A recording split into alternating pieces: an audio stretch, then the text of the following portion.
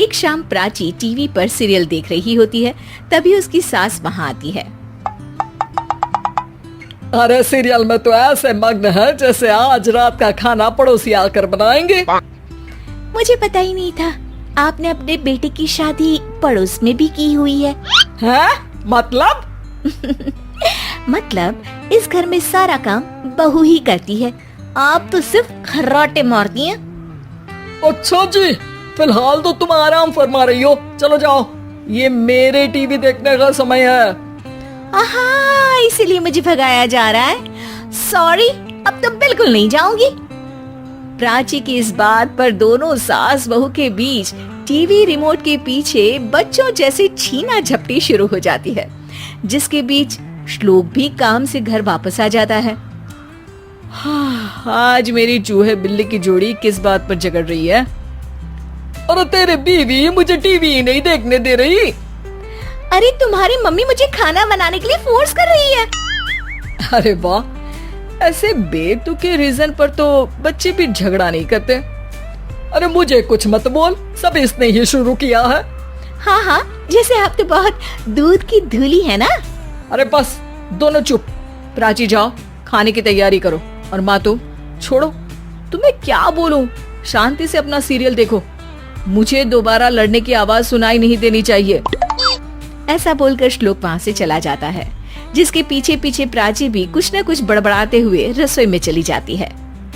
हाँ हाँ, सासू जी को तो कुछ बोलेंगे ही नहीं, बस मुझ पर ही हुक्म चलता है, खाना बनाओ, जैसे मैं इनके घर में खाना बनाने के लिए आई हूँ।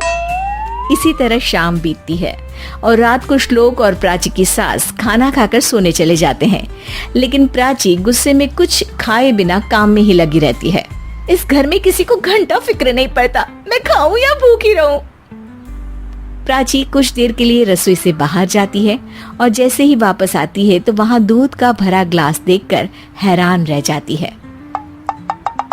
फिक्र पूरी है, बस दिखाना नहीं है। प्राची दूध पीकर सोने चली जाती है और अगली सुबह एक बार फिर सास बहू का कार्टून नेटवर्क स्टार्ट हो जाता है। ये तुमने ही किया है। अरे अजीब जबरदस्ती है, मैं बोल रही हूँ मैंने कुछ नहीं किया। दोनों ने मिलकर पूरे घर को पागल खाना बनाया हुआ है। यहाँ कोई नॉर्मल इंसान तो रह ही नहीं सकता, इसीलिए अब पड़ोसी क्या रिश्तेदार भी घर आने से कतराते हैं। और सुन बेटे, तू भी चंगा, तेरी माँ भी चंगी, तेरी बीवी भी चंगी, रिश्तेदार।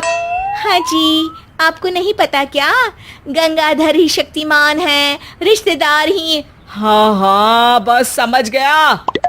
कभी जानवरों जैसे लड़ेंगी तो कभी जुगलबंदी करेंगी। भाई मैं आप दोनों के बीच में नहीं फंसना चाहता।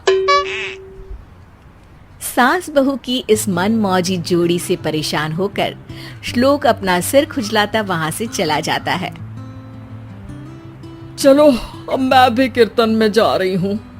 इस पर जैसे ही सास कमरे में अपना पर्स लेने जाती है तो वहाँ नाश्ते की प्लेट रखी देख मुस्कुराने लगती है और नाश्ता करके घर से बाहर निकलते हुए कुछ पैसे टेबल पर रख जाती है, जिसके कुछ देर बाद सिलेंडर वाला घर आता है।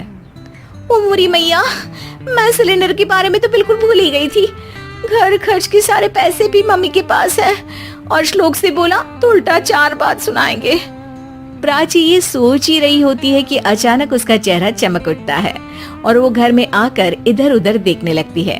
तभी उसकी नजर टेबल पर रखे पैसों पर पड़ती है, जिन्हें वो सिलेंडर वाले को दे देती है। ये सब श्लोक देख लेता है। अच्छा बेटे, इतना बड़ा घोटाला, सबके सामने मैं तेरी दुश्मन और पीठ पीछे तेरी मेरी यारी। इस पर श्लोक एक प्लान बनाता है और शाम को सब एक साथ बैठे होने पर बोलने लगता है। माँ, तुम दोनों की बहुत लड़ाई होती है, इसलिए मैं सोच रहा हूँ कि प्राची को उसके घर छोड़ाऊं, इससे वो भी खुश रहेगी और तुम भी। अचानक श्लोक की ये बात सुनकर सास बहू शौक से उसकी तरफ देखती हैं। अरे ऐसे कैसे घर छोड़ाओगे, मुझे कहीं नहीं जाना। अरे तुमने बोला नहीं पर मैंने सुन लिया, तुम्हें मम्मी के साथ रहना अच्छा नहीं लगता, मुझे पता है। अरे वो अरे, जब बहू खुद कुछ काम बोले तो वो तुझे सुनता नहीं, और अब जो इसने बोला ही नहीं वो तू समझ गया। जब उसे नहीं जाना तो फिर जबरदस्ती क्यों कर रहा है? अच्छा, फिर आपको मौसी के घर छोड़ाता हूँ, बस अब आप दोनों एक घर में एक छत के नीचे नहीं रह सकती। मैं इस टॉम एंड जेरी की जोड़ी को और नहीं झेल सकता। है? ऐसे कैसे नहीं रह सकते? तुम्हें इतनी दिक्कत है तो तुम्हारा बोरिया बिस्तर पैक कर देती हूँ, लेकिन मम्मी जी कहीं नहीं जाएंगी। बिल्कुल यही सुनना था मुझे। अगर दोनों में इतना ही प्यार है फिर हर वक्त ये लड़ाई का नाटक क्यों करती हो? देखा मैंने कैसे माँ किचन में दूध रखती है और तुम उनके लिए कमरे में नाश्ता रखती हो, और कैसे वो पहले ही तुम्हारी दिक्कत समझकर घर में पैसे रखकर बाहर जाती है। अरे भाई, इतना ड्रामा तो डेली सोप में भी नहीं होता जितना तुम दोनों ने इस घर में फैलाया हुआ है। तू हमें टॉम एंड जेरी बोलता है ना, तो याद कर वो दोनों भी एक दूसरे को बाहर वालों की बुरी नजर से बचाने के लिए हमेशा सबके सामने लड़ते थे, लेकिन अकेले में दिक्कत के समय मदद भी तो करते थे। बस हमारा रिश्ता भी कुछ ऐसा ही है। और वैसे भी अगर सास बहू में तू मैं नहीं होती तो दुनिया वालों को कहानियां कैसे मिलेंगी?